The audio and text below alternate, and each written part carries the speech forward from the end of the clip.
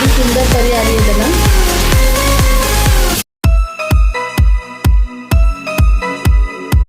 तर मी आता स्वयंपाकाला लागलेली आहे. तर चला आता मी आणलं आहे मटण बनवण्याची तयारी करते. मटण शिजण्यासाठी ठेवलेलं आहे मी. त्याच्यामध्ये थोडासा कांदा टाकेल. थोडासा कांदा, एक मोठा कांदा मी कट केला तो टाकेल शिजताना.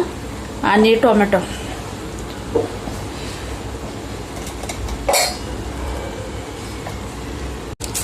तेजपान पण टाकणार आहे मी, कारण मटण शिजताना त्यावेळेस तेजपानचा वास येतो ना, खूप मस्त वास येतो.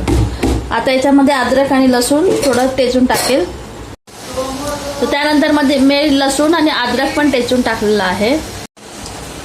तर आता थोडीशी हळद,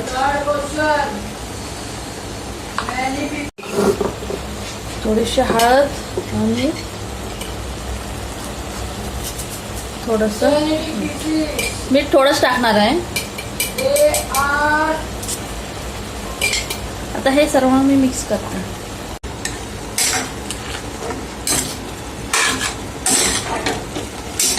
मी इथं कांदा कापते, तसं टाकायला बरोबर मम्मी.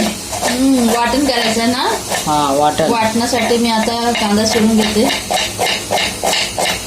आता मम्मी कांदा कापते. कांदा फ्राय करण्यासाठी ठेवलेला आहे. काळ्या मसाल्याचं वाटण जसं आहे ना तसं करते. खोबरं बारीक चिरून झालेलं आहे. सुक्का खोबरं घेतलेलं आहे. तर याला तर व्यवस्थित लाल करते आणि त्याच्यानंतर मग खोबरं पण लाल करते. थोडंसं तेल टाकलं याच्यामध्ये, थोडं तेल टाकलेलं आहे. आता यात मी खोबरं पण टाकणार आहे. म्हणजे छान फ्राय होते. तर कांदा आणि खोबरं मी सोबत फ्राय करते आणि इथे मटण शिजतं. तर आता कांदा आणि खोबरं छान झालेलं आहे फ्राय. त्याला मी काढून घेते. वाटण पूर्ण रेडी झालेले. अद्रक लसूण पण मी यात घेतलेलं आहे. आता मी हे बारीक करते मिक्सरला. नानू, ए बाळा, इकडे ये. चेक करते मी.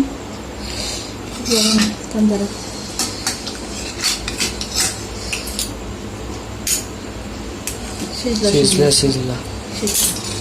मटण छान असं शिजलं आहे. मम्मी खूप चांगला स्मेल येतो यार.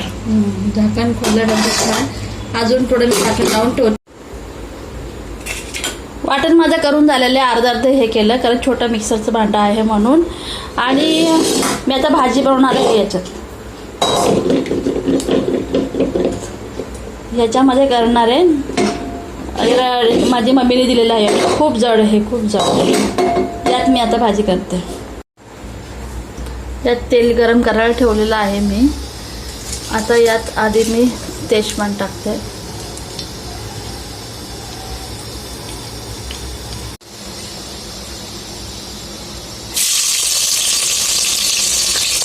कांदा फ्राय करून घेते.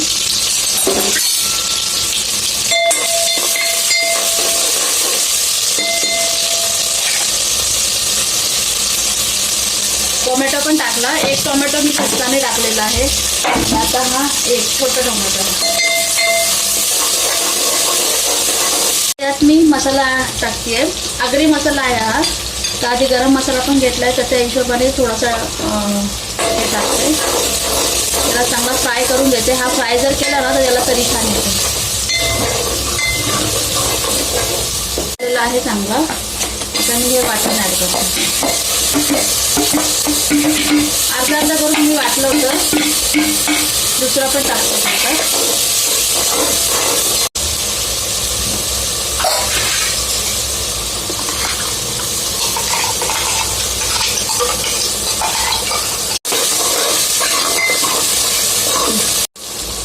बघा हा मसाला मी वापरला आहे. थोडासा टाकते आणि एव्हरेस्ट मसाला तर माझा फेवरेट मसाला. हा तो एक ॲड करते. मसाला फ्राय करते चांगला.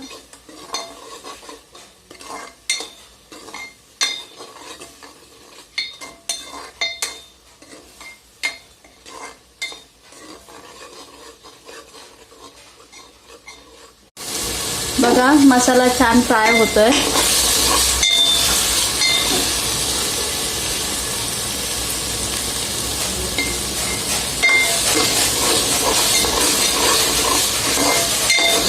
आणि इतका सुंदर वास दरवळतोय ना.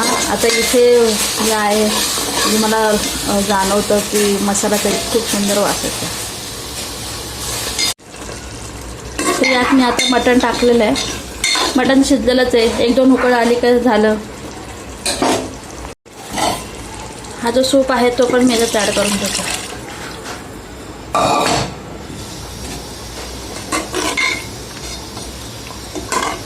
तर जितका रस्सा हवा आहे तितकं पाणी ठेवेल. मीठ टाकते चवीनुसार. मग कालवणाला छान उकळ आलेली आहे. इतकं ग्रेव्ही हवी थोडंसं बारीक गॅस करून ठेवते. अजून 2 मिनटं उकळ येऊन बारीक गॅस करून ठेवते. बघा भाजीला छान उकळ आली आहे आणि छान तरी पण आली आहे बघा तरी.